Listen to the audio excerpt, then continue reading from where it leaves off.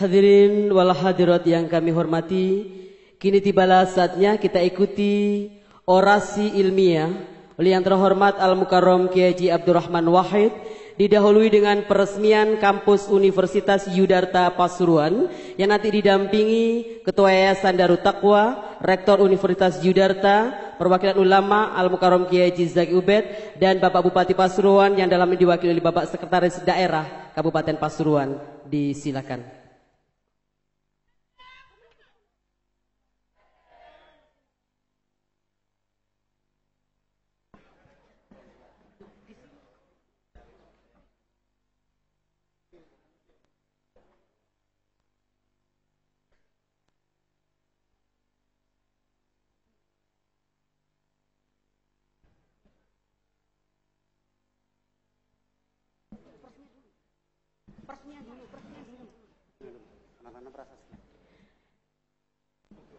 Hadirin, kita bersama-sama menyaksikan peresmian yang ditandai dengan penanda tanganan prasasti oleh Al-Mukarram Kiai Haji Abdurrahman Wahid.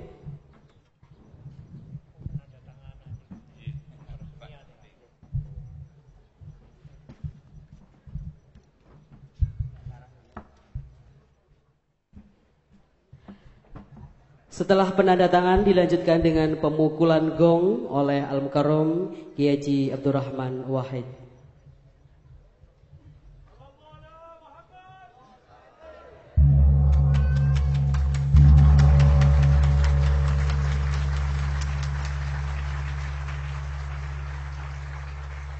Terima kasih Ketua Yayasan Darut Taqwa, Rektor Universitas Yudarta, Al-Mukarram Kiai Haji Zaki Ubed, dan Bapak Sekretaris Daerah Kabupaten Pasuruan berkenan kembali ke tempat.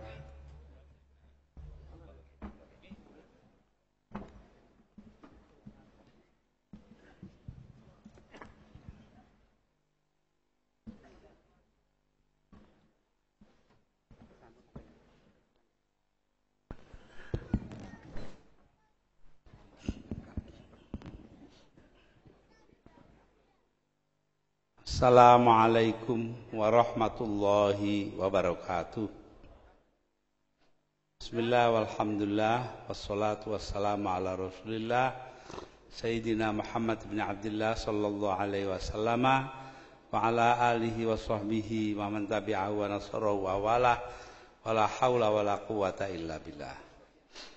Ulama'ana al-kiram, khususan Al-Mukarram Kiai Zaki Ubed, Al-Mukarram Kiai Abdul Manan, Al-Mukarram Kiai Soleh, Sahibul Bait, para pejabat pemerintahan khususnya Bapak Sekda yang mewakili Bupati,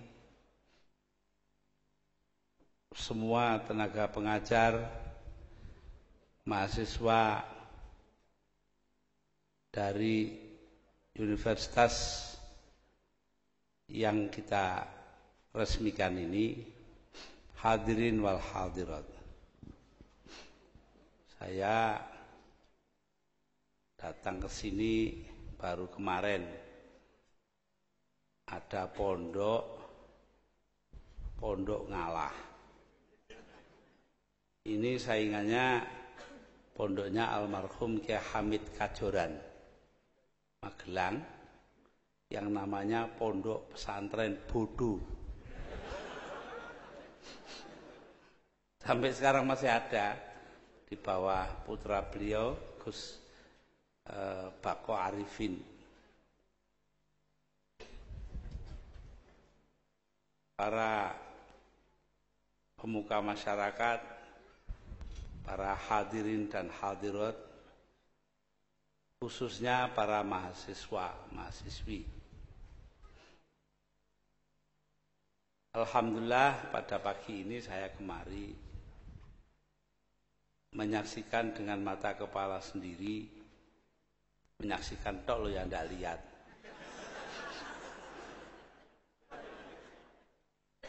Itu dulu pondok yang kelihatannya kecil di bawah pimpinan Kiai Soleh, lambat laun berkembang dan sekarang menjadi sebuah universitas. Saya kebagian dulu ke sini, nah, sekarang ke sini lagi menyaksikan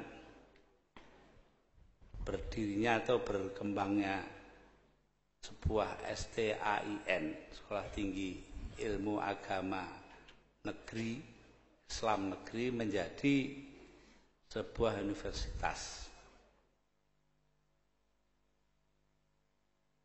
Ini sangat menggembirakan.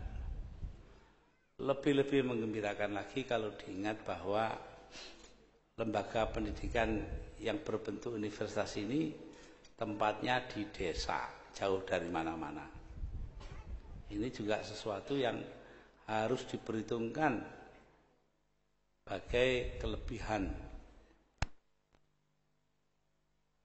Lebih-lebih lagi bahwa ini adalah multi agama. Sesuatu yang saya perjuangkan seumur hidup. Nah ini ada romo, ada pendeta, ada yang lain-lain, Hindu segala macam itu. Insya Allah semuanya akan berkembang menjadi sesuatu yang memenuhi kriteria paling utama dalam Islam.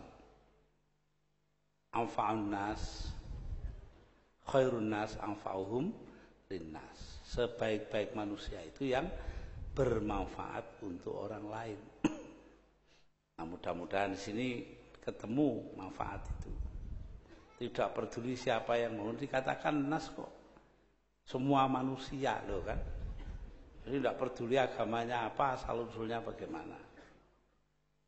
Ini artinya disinilah demokratisasi itu dijalankan.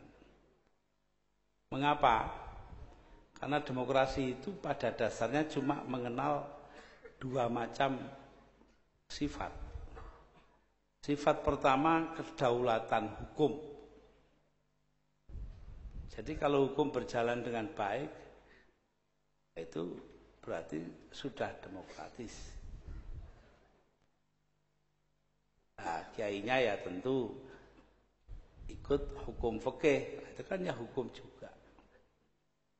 Yang kedua, perlakuan yang sama kepada sesama semua warga negara di hadapan undang-undang, walaupun asal-usulnya saling berbeda.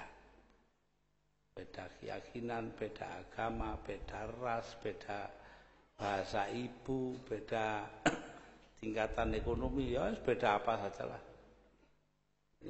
Jadi karena itu ya kita berharap mudah-mudahan lembaga pendidikan ini akan berkembang.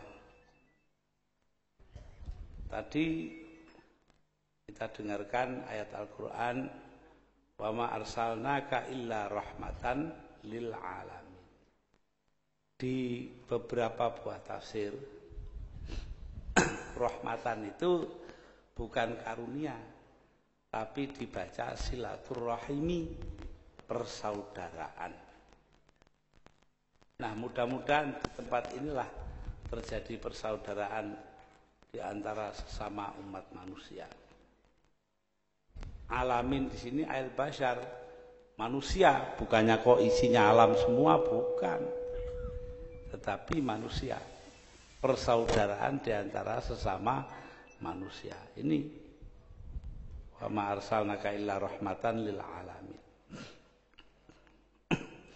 Disinilah terletak arti daripada lakum dinukum waliyadin. Bagi kalian agama kalian, bagiku agamaku. Tiap orang berhak mengikuti cara masing-masing. Beberapa hari yang lalu saya dapat kiriman CD compact disc dari Kiai Haji Ahmad Mustafa Bisri di Rembang. Isinya adalah tembang bahasa Tegal. Tembangnya siapa?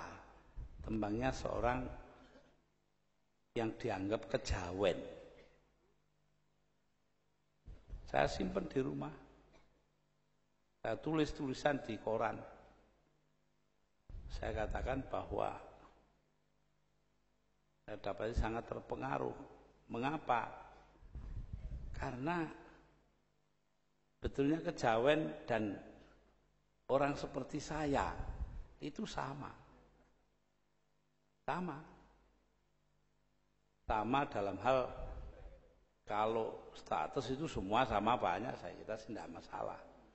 Tapi sama dalam hal keyakinan.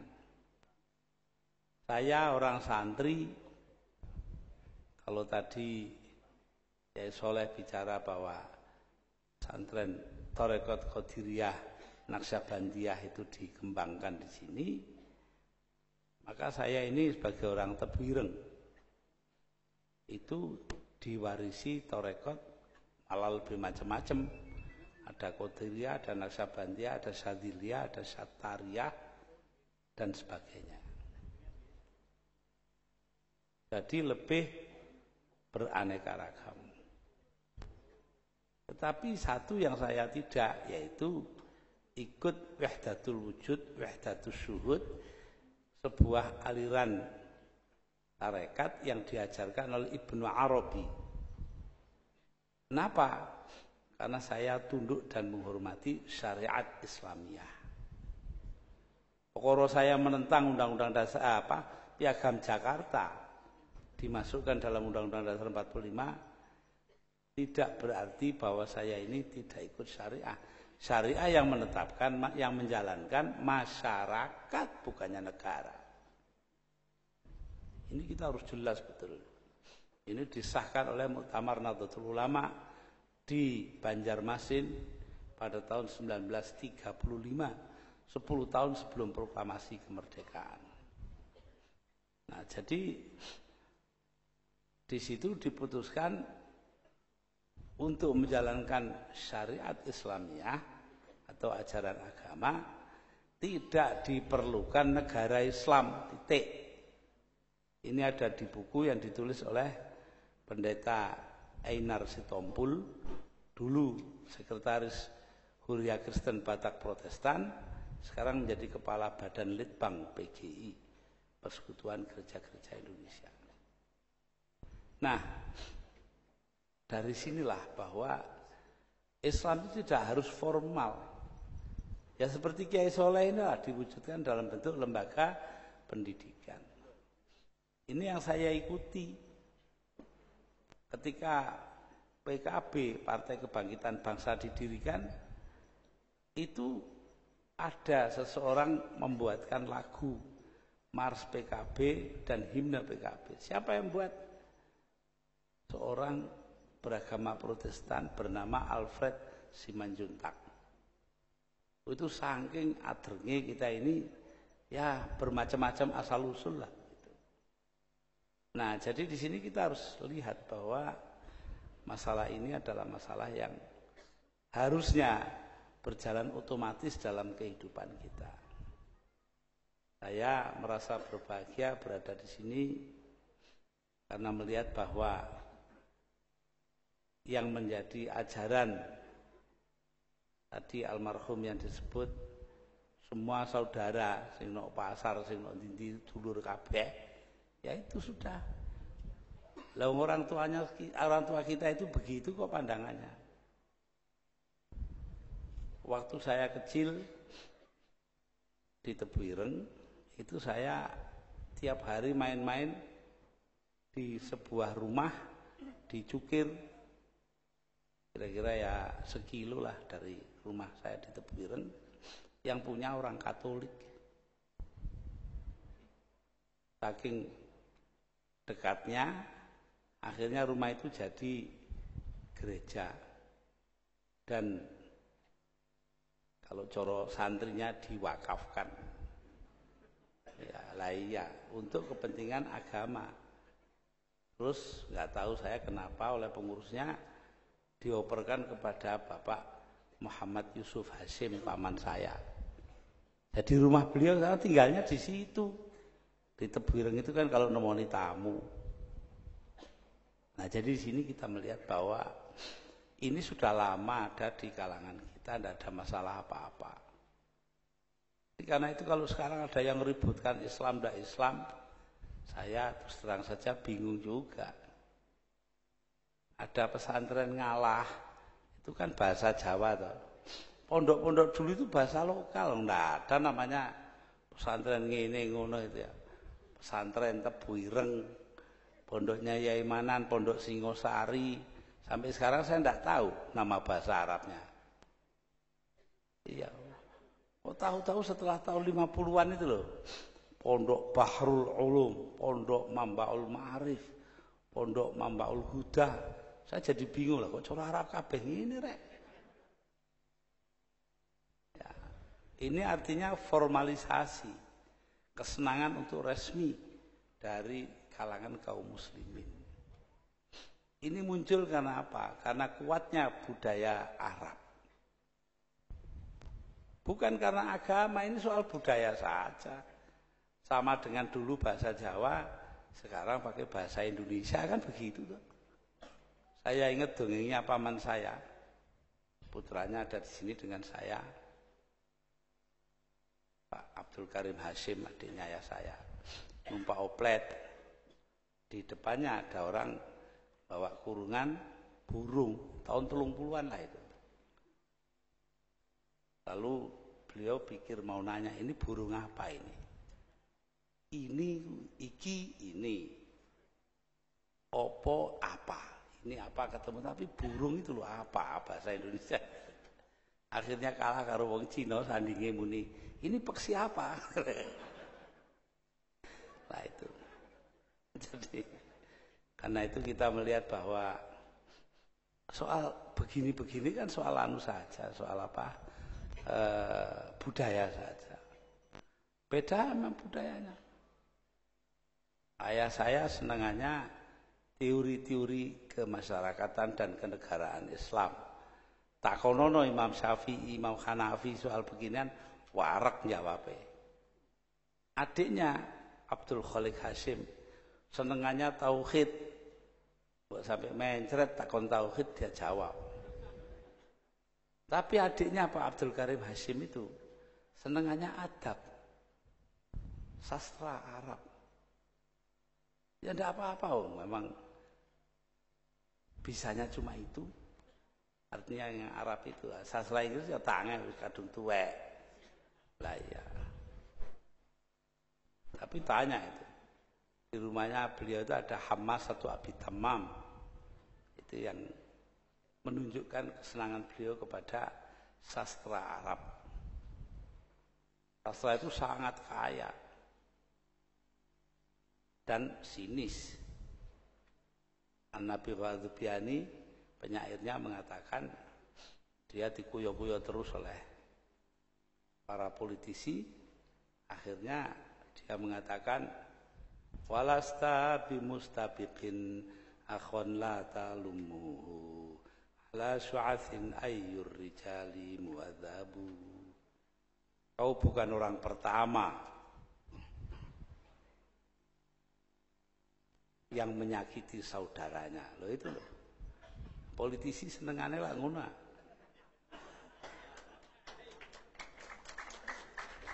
Mesti nyakiti saudaranya itu. Ala syu'athin ayyur rijali mu'adzabu. Kalau dipikir secara mendalam, memang adakah orang yang sopan? Nah itu, saking sinise itu. Tapi saya lebih senang kepada sajaknya Thorafah ibn Abad syairnya ini. Dia mengatakan, walastu bihallalitila'i makhofatan, walakin mata yastarfidil qawmu arfidi. Aku bukan orang yang sembunyi di balik gentong karena ketakutan. Gentong itu tempatnya di depan rumah apa di belakang ya? Belakang, biasanya di dapur. Lah orang yang sembunyi di balik gentong di dapur entek-entekan oleh weden. Ini katanya Thorafah loh. Walakin mata yastarfiti arfidil qaumu arfiti. Tetapi kalau kaumku minta pertolongan, akan kutolong loh ini. Karena saya tidak berada di gentong, di balik gentong ya saya kalau kaum saya minta tolong, saya tolong. Kalau perlu toh mati nyawa. Loh. Ini Thuraifa Ibn Abid sudah begitu. Nah itu ya itu pegangan saya dari dulu sampai sekarang. Tidak yang seperti Nabi Ghadzubiani yang sinis tadi itu. Nah, dasar daripada sikap terbuka yang tidak mencurigai orang lain, tidak penuh kebencian kepada orang lain, itu adalah keterbukaan. Karena itulah saya kepada teman-teman agama lain itu ya terbuka saja. Alhamdulillah hari ini kita lihat keterbukaan itu punya punya dayanya sendiri. Orang lain yang beragama Hindu dan sebagainya mengajar ke sini ini kan jauh. Saya kan tadi sudah bilang tempatnya desa gitu loh. Itu mau naik kendaraan datang kemari. Ini apa yang mendorongnya? Karena ada rasa kecintaan di antara sesama umat manusia. Itu yang penting.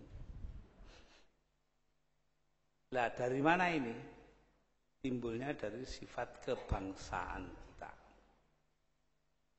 Kita ini bangsa yang ditakdirkan Allah hidup bersama-sama walaupun berbeda-beda. Istilahnya pluralitas budaya. Banyak sekali majmu'atus tsaqafat, majmu'iyatus tsaqafat, berbilang budaya. Inilah yang membuat bangsa kita bangsa besar. Katanya Bung Karno meminjam Ernst Renan, seorang filosof Prancis. Perbedaan itu, la différence et raison d'être d'une nation. Perbedaan itu adalah alasan berdirinya sebuah bangsa. Loh, alasan kita jadi bangsa yang satu, bangsa Indonesia itu kan karena perbedaan. Différence itu. Bukan karena apa-apa. Maknani bahasa saja beda-beda kok. Ada orang naik sepur kayak baru zaman dulu dari Gubeng Surabaya, kamar mandinya penuh orang, jadi dia tidak bisa buang air kecil.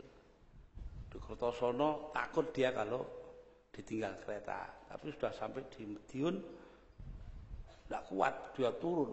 Begitu kereta berhenti dia turun, lari ke belakang, belakangnya kereta api, dia jongkok, kencing di antara dua rel itu. Ada pegawai stasiun datang, Pak, ambil nunjuk WC jauh gitu. Kalau kencing yang jauh sana, kita kan paham itu ya di WC gitu kan. Tapi orang itu lain pahamnya, masa dari Surabaya ke Madiun kurang jauh. Loh, kok kadar jauh aja loh, kok bisa berbeda penafsirannya itu. Padahal barangnya sama atau yang diomongkan, tapi lain beda ya. Berbeda-beda penafsiran. Inilah yang terjadi. Saya tidak masuk politik lah, soal PKB itu kan juga beda pengertian saja ya. Walaupun beda pengertian ya harus ada persamaan pemahaman. Jadi karena itu kalau kita melihat kepada agama kita itu isinya perbedaan tok. Inna khalaqnakum min dzakari wa untha wa ja'alnakum syu'uban wa qabaila lita'arafu. Inna akramakum 'indallahi atqakum. Sesungguhnya telah kuciptakan kalian menjadi perempuan, lelaki dan perempuan. Waja'alnakum, dan kujadikan kalian berbangsa-bangsa dan suku bangsa agar saling mengenal. Loh itu loh. Usulannya disuruhnya itu saling mengenal kok. Artinya buka universitas seperti ini kan. Inna akramakum indallahi atqakum. Urusan kamu di surga nanti itu atau di akhirat itu urusannya Ketakwaan kamu kepada Allah tidak ada urusannya dengan soal-soal lain. Nah, jadi di sini kita kalau pondok apa itu namanya ngalah ini punya perguruan tinggi macam-macam begitu, ya itu tidak lain mengamalkan apa katanya Al-Quran. Tidak kok ngawur, tidak ada dasarnya. Pokoknya diruya ini nggak tahu saya. Jangan ya ini tadi sudah bilang inna wa ma arsalnaka illa rahmatan lil alamin. Mungkin itu tok, mungkin juga tambah yang ini. Ya saya tidak tahu. Itu urusan dialah.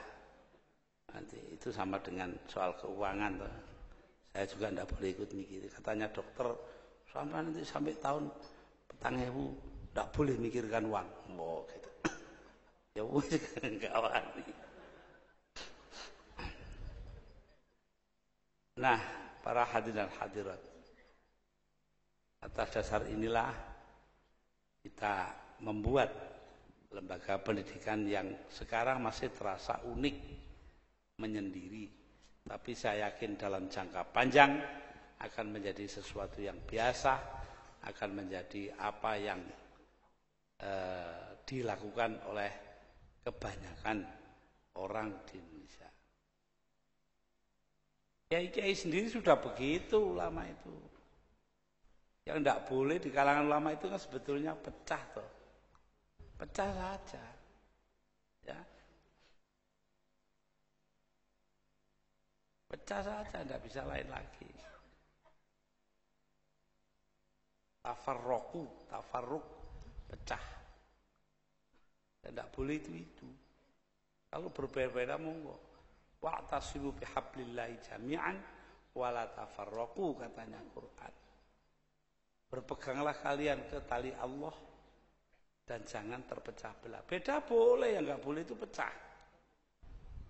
Karena itu tadi saya ke sini, saya mampir di Mbak Yu saya. Siapa Mbak Yu saya Suson? Mbak Yu saya Suson itu ibunya Saifullah Yusuf. Boleh ribut tapi ya seduluran harus tetap. Seduluran harus tetap. Tapi perkara nanti apa bagaimana tuh itu nanti ada permintaan dari Pak Hashim Muzadi untuk ketemu saya. Saya bilang, itu aja pakai minta. Dilihat saya ada di kantor, datang. Saya ini lantai 1, dia lantai 5. Selesai. Tapi kalau saya suruh ngakoni sebagai ketua ya nanti dulu. Loh. Jadi belum tentu hubungan baik itu harus merubah pendirian kita. Nah, bagi saya NU ini haruslah jujur, itu aja yang paling pokok.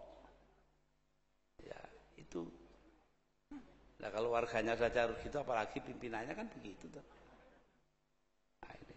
Ya, karena itulah saya terus terang saja kita harus memelihara persaudaraan dan menjaga pluralitas. Dan di sini perguruan tinggi dan saya yakin juga Pondok Ngalah itu sudah melakukan sesuatu yang benar. Bahwa ini dibuat tanpa bantuan siapa-siapa, itu harus kita hargai sekali. Saya ini di mana-mana ketemu selalu mengeluhnya orang itu, pemerintah tidak bantu.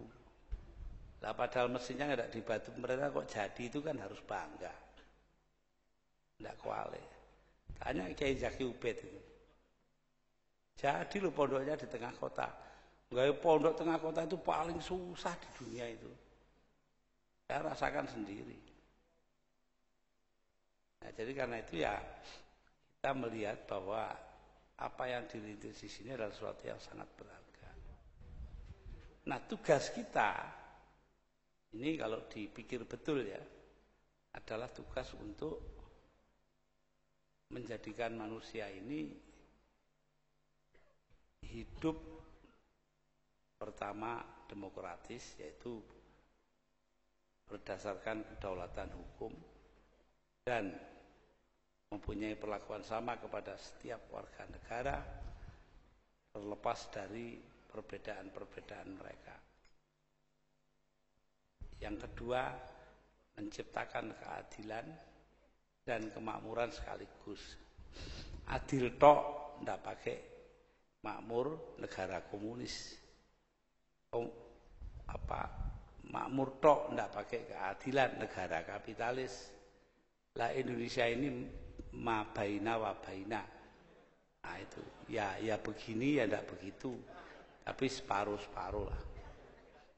Nah, ya dulu ini bapak-bapak yang beragama lain perlu saya ceritakan bahwa saya dulu itu kalau pidato wong beling ya selalu bilang Indonesia ini bukan negara teokratis, negara Islam.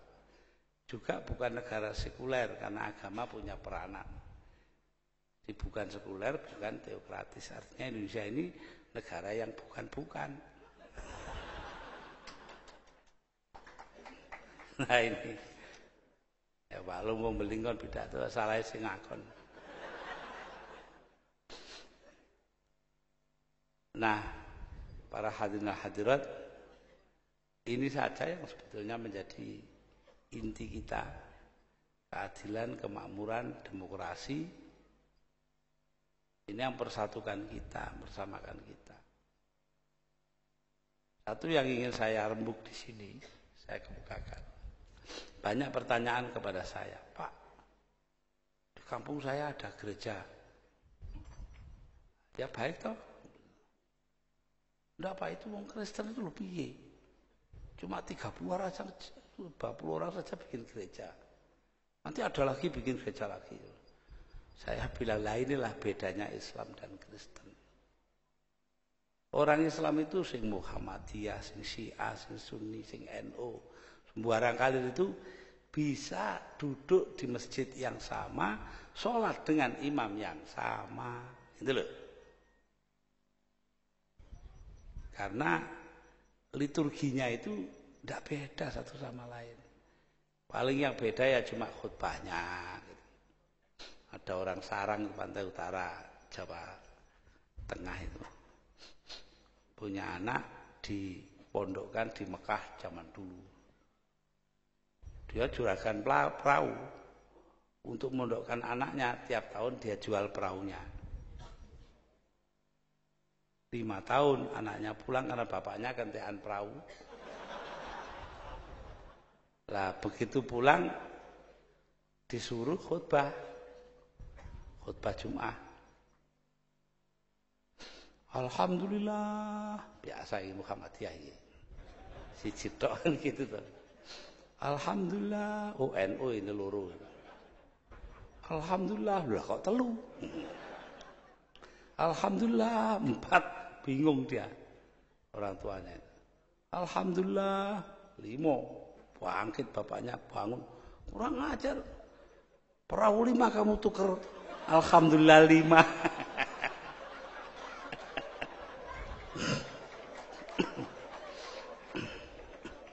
Tapi pada dasarnya ya walaupun bagaimana orang khutbah itu ya gitu-gitu itu. Sampai dibujui saja tidak tahu kok. Mergo khutbah cara Arab yang dibujui wong Jawa. Jadi ada khotib orang Arab biasanya jual minyak wangi di kampung hari Jumat di daulat suruh jadi khotib. Nah, dia khutbah itu. Al-Jawi yakul khanas. Orang Jawa makan ular. Sing siji ngerti. Wong Jawa ini lungguh depannya khotib itu terus jenggelek gini loh. Lah apa muni ini? Jare si khotib iku khotib palsu ini katanya. Li khamsun. Ana salasun wa anta isrun. Saya akan dapat 50.000. Saya 30, kamu 20. Terus yang jamaah tadi itu ngerti cara Arab, radhiyallahu anhu.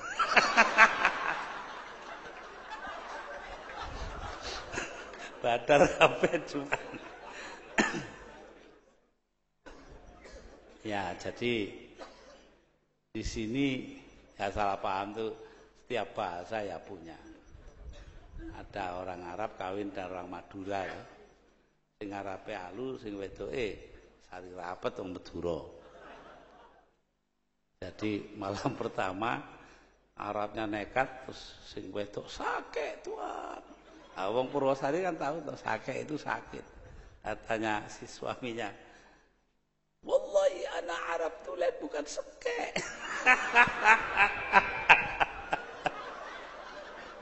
Ngaku singkek itu piye. Ya, kalau kita perbedaan-perbedaan kita terus-teruskan wah susah itu. Saya suka ngaji orang Sunda. Orang Sunda itu di stasiun Cirebon lama nunggu di depan WC kakus. Dibuka orangnya keluar dari dalam sambil masang celonanya keluar. Lah si Sunda ini kan orangnya halus. Atos, maksudnya atos itu sudah. Gitu. Si Jawanya salah paham. Wah atos mencret toh.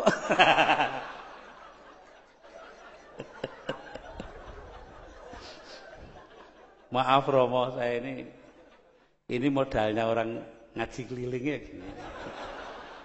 Harus cerita yang lucu-lucu, kalau enggak orang lari. Dan harus begini. Enggak boleh obrak-obrak itu tuh. Itu bukan mubaligh, itu mantan dan ramil. Wah, ada yang begitu. Mantan dan ramil suruh khutbah. Ya ayyuhan nas, ittaqullah haqqa tuqatih wa la tamutunna illa wa antum muslimun. Wahai manusia, bertakwalah kalian kepada Tuhan kalian. Awas kalau tidak. Pakai awas baru. Lah itu baru khutbahnya sana itu. Ya. Jadi begitulah para hadirin hadirat, ini mestinya serius jadi guyon ini. Saya minta maaf pada Kiai Soleh ini. Ya saya rasa itulah yang perlu saya kemukakan, bahwa saya sangat bergembira berada di Pondok Ngalah dengan universitasnya yang tumbuh berdasarkan asas kekeluargaan, yang tidak beda-bedakan orang. Ya, ini sebetulnya ya pondok itu begitu. Di mana-mana dulu pondok tidak beda-bedakan orang. Anaknya yai gede ya tempiling udah. Iya. Saya waktu kecil itu pernah yang tukang lampu itu namanya Mbah Saleh, akhirnya jadi Surya NU, sekarang udah mati di Nganjuk. Nah, satu hari saya dengan teman saya, kamu ajak Mbah Soleh itu. Diajak entah nggak tahu disajak beli apa. Saya ke dalam ngambil lapnya lampu itu kan. Tak karu-karuan ambune, tak celup banyu, saya lempar ke tengah masjid. Padahal sana orang tidur jejer-jejer gitu loh. Sebentar saya roto sak masjid kena kafe. Lah itu. Jadi persamaan sampai kepada gangguan saja ya sama.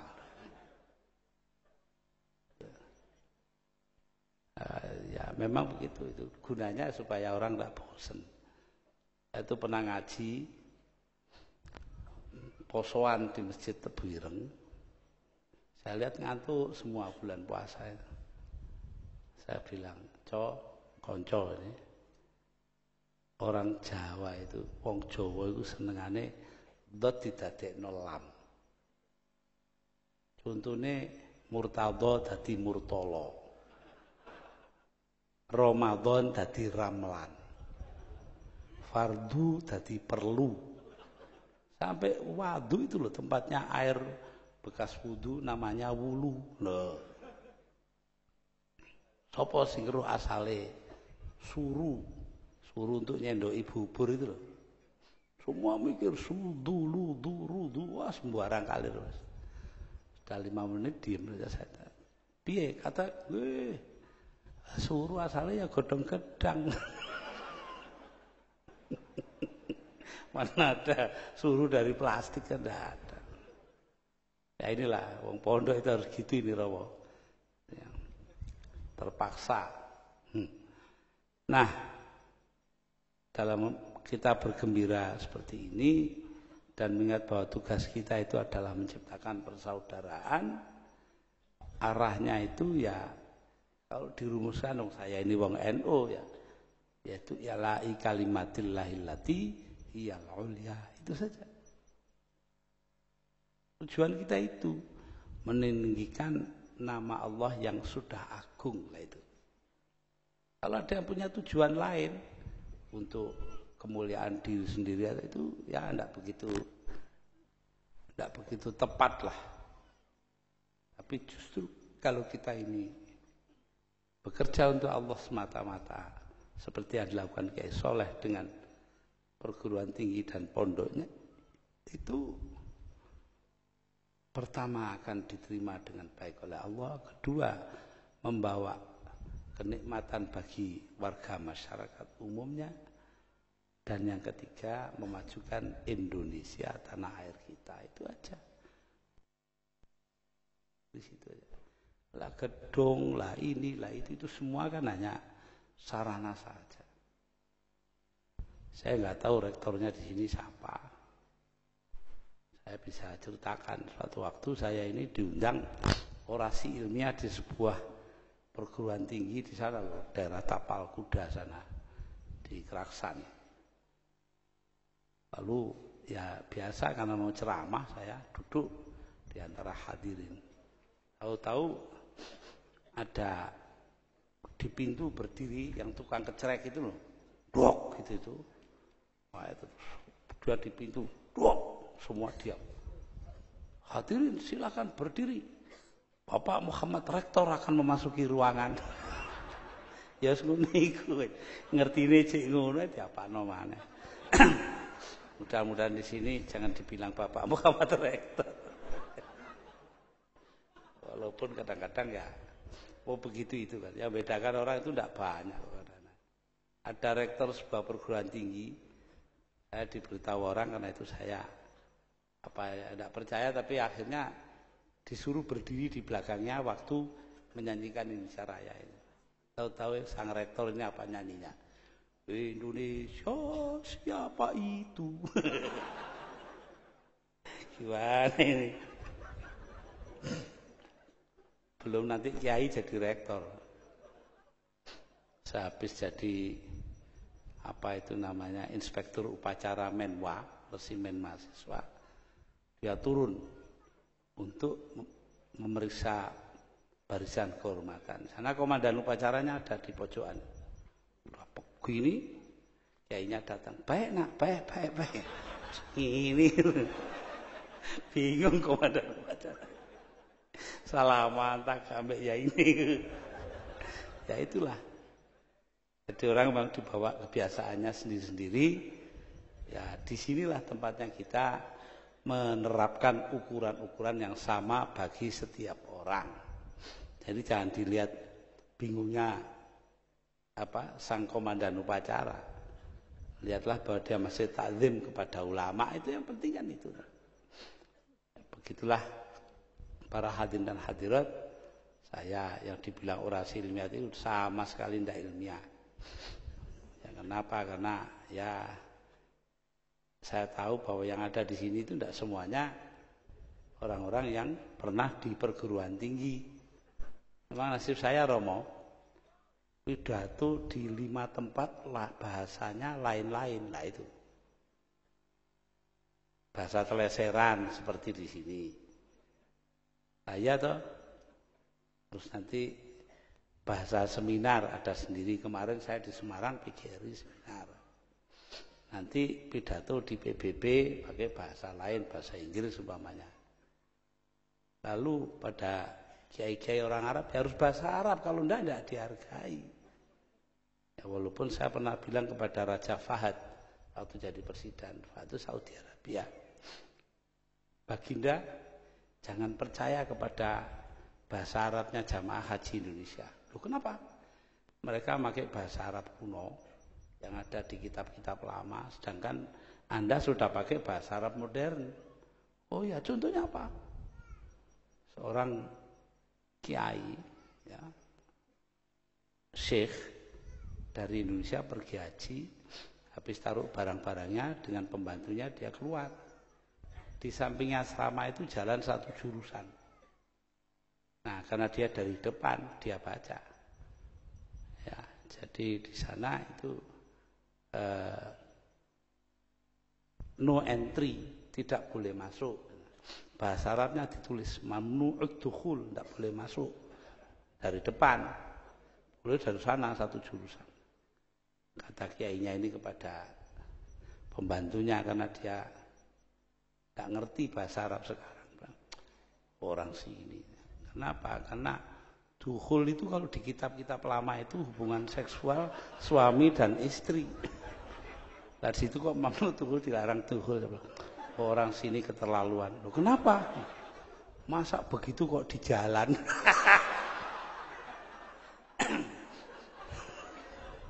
Raja Fahad ngoyo kepingkel-pingkel. Setelah sampai kembali di Jakarta, seminggu kemudian saya dapat surat dari seorang warga negara Saudi Arabia. Terima kasih Anda telah membuka mulutnya raja kami.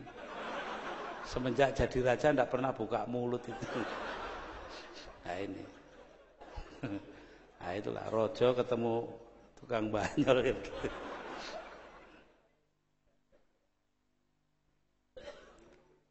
Karena di hadapan Romo saya tidak tahan terpaksa menceritakan yang ini belakangan ini sebagai penutup. Beberapa bulan sebelum wafatnya Sri Paus datang ke New York di Amerika Serikat. Sore-sore dia naik mobil di pinggir kota kan sepi. Dia bilang kepada supir, "Supir, berhenti, Anda pindah ke belakang, saya ingin belajar nyetir." Umurnya 24 tahun. Jalan saja setengah mati, nyetir. 2 menit masuk Solokan. Polisi datang, terus diurusi semuanya beres. Ya tidak kecelakaan, pelan aja. Dia telepon tuh polisi itu pada komandannya. Dan saya ini lagi ngurusi orang penting kecelakaan. Siapa? Presiden? Bukan. Wakil presiden? Bukan. Menteri? Bukan. Senator? Bukan. Gubernur? Bukan. Wali kota? Bukan. Siapa? Nggak tahu. Supirnya saja Paus. Sing diurusi kita malah supir sih noburi. Ya ini saya tidak tahan. Di hadapan pastor ya saya terpaksa jatuh. Demikianlah para hadirin, kalau diterus-teruskan tambah tidak karu-karuan. Nanti ngambrak enggak. Karuan yang lebih baik berhenti di jalan. Nah, terakhir saya usulkan ini teleseran.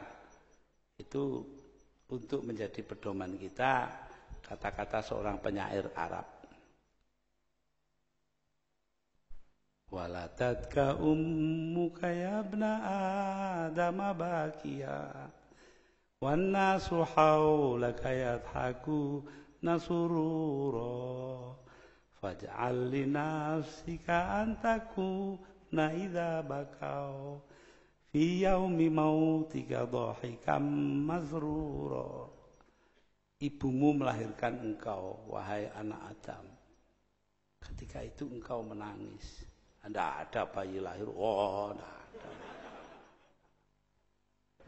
Wan nasu haulaka yadhakuna surura, manusia sekitarmu semuanya tertawa gembira. Oh, bayinya lahir selamat gitu ya. Waj'al li nafsika an takuna idza bakau. Karena itu buatlah dirimu ketika mereka menangisi engkau di hari kematianmu. Loh itu. Dhahika masrura, engkau sendiri yang tertawa karena gembira. Itulah hidup, itu esensinya di situ. Jadi ini yang saya minta supaya padanya ini itu semua arahnya itu satu, berbuat baik untuk orang lain. Khairun nas anfa'uhum linnas. Saya rasa demikianlah yang perlu saya kemukakan karena memang saya kemari ini untuk ada hal lain yang ingin dilakukan, yaitu untuk ikut di dalam pertemuan silaturahmi antara sesama kiai. Ini kalau disuruh nutup itu bingung ya. Kenapa? Karena NU itu dulu miliknya kan wabillahi taufik wal hidayah. Sekarang dipinjam Golkar. Susah setengah mati saya nih. Ahmad Abdul Hamid almarhum dari Kendal itu mencarikan gantinya, wallahul muwaffiq ila aqwamit thoriq. Sekarang di mana-mana wong NU begitu. Tapi saya ini jengkal, jadi saya tidak mau gitu ya. Tambah ya lah wis. Wabillahi taufik wal hidayah waridho wal inayah. Wassalamualaikum warahmatullahi wabarakatuh. Hadirin, pada akhirnya agar negara Indonesia tercinta ini tetap aman, tiada aral yang melintang demi menuju baldatun thayyibatun wa rabbun ghafur, diakhiri dengan pembacaan doa oleh Al-Mukarram Kiai Haji Abdurrahman Wahid yang didampingi Kiai Haji Muhammad Soleh Barudin, Kiai Haji Abdul Manan dan para tokoh agama masing-masing. Kami persilakan Romo Irwanto dari Kristen Katolik, Bopo Yudi dari Konghucu, dan Pendeta Lantu dari Kristen Protestan berkenan mengambil tempat.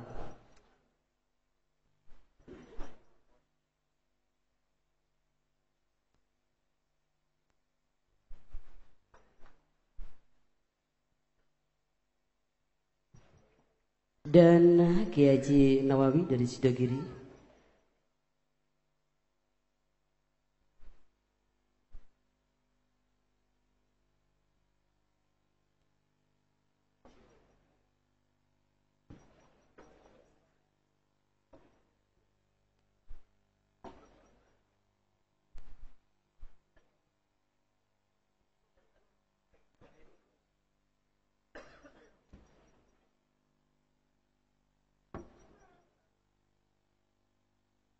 Pembacaan doa dipimpin langsung oleh Al-Mukarram Kiai Haji Abdurrahman Wahid.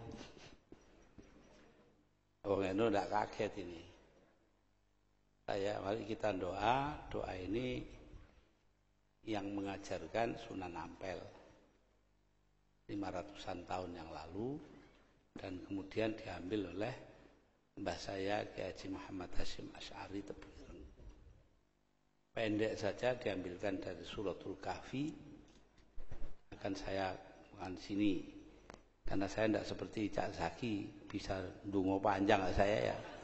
Gitu itu. Gak iso ndonga, ndonga. La hadrat Nabi Mustafa Muhammad sallallahu alaihi wasallam. Fatihah.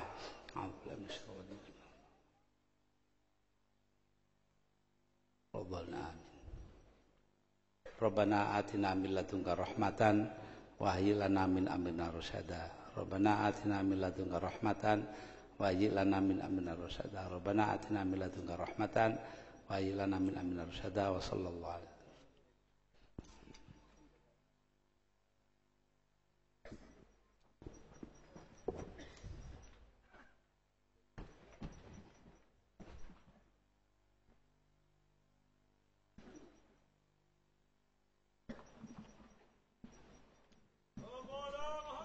Hadirin, dengan berakhirnya pembacaan doa bukan berarti usai pada siang hari ini, namun melainkan masih ada acara dan saat lagi kita beramah tamah sambil menikmati hidangan santap siang bersama.